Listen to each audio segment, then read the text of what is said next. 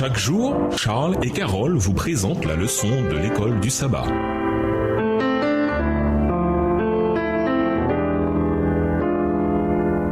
Bienvenue dans votre émission. Dieu nous parle. Nous voilà au mercredi 25 janvier.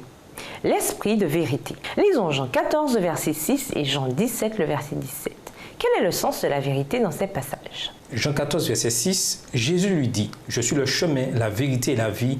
Nul ne vient au Père que par moi. » Jean 17, le verset 17, « Sanctifie-les par ta vérité, ta parole est la vérité. » Dans l'évangile de Jean, le terme « vérité » est un terme clé. Notre compréhension contemporaine de la vérité est souvent abstraite et théorique. Dans le monde occidental, elle a été influencée par la philosophie grecque. Pourtant, dans la Bible, et en particulier dans l'évangile de Jean, la vérité a une signification plutôt personnelle et spécifique. Jésus est la vérité, Jean 14, verset 6.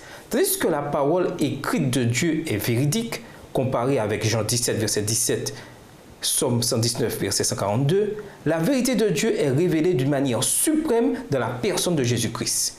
Une véritable connaissance de Dieu nous est donnée en Jésus, de qui parlent les Écritures parce que Dieu s'est révélé à travers lui. Lisons Jean 15, le verset 26 et Jean 16, le verset 13.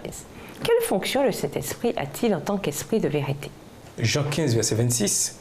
Quand sera venu le Consolateur, que je vous enverrai de la part du Père, l'Esprit de vérité qui vient du Père, il rendra témoignage de moi. Jean 16, verset 13. Quand le Consolateur sera venu, l'Esprit de vérité, il vous conduira dans toute la vérité, car il ne parlera pas de lui-même, mais il dira tout ce qu'il aura entendu et il vous annoncera les choses à venir. Dans Jean 16, verset 13, on nous dit que l'Esprit de vérité nous guidera dans toute vérité. Il fait cela en nous désignant Jésus-Christ et en nous rappelant ce que Jésus a dit. Jean 15, verset 26 est fait pour nous. La vérité dans laquelle le Saint-Esprit nous guide est très personnelle.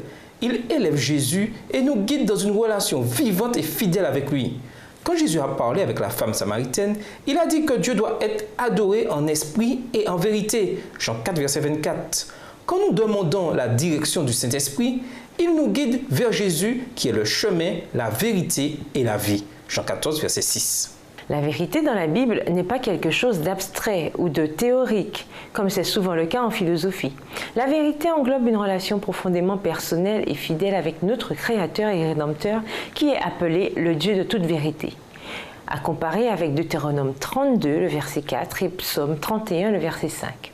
Ainsi, le Saint-Esprit est appelé avec beaucoup d'à-propos l'Esprit de la vérité. Jean 14, verset 17 et Jean 16, le verset 13, qui nous est envoyé par le Père. Jean 15, verset 26, indiquant par là non seulement son caractère personnel, mais aussi sa divinité. Nous avons tendance à penser à la vérité en termes de propositions comme le concept logique que l'on appelle modus ponens. Si A, alors B, A, donc B.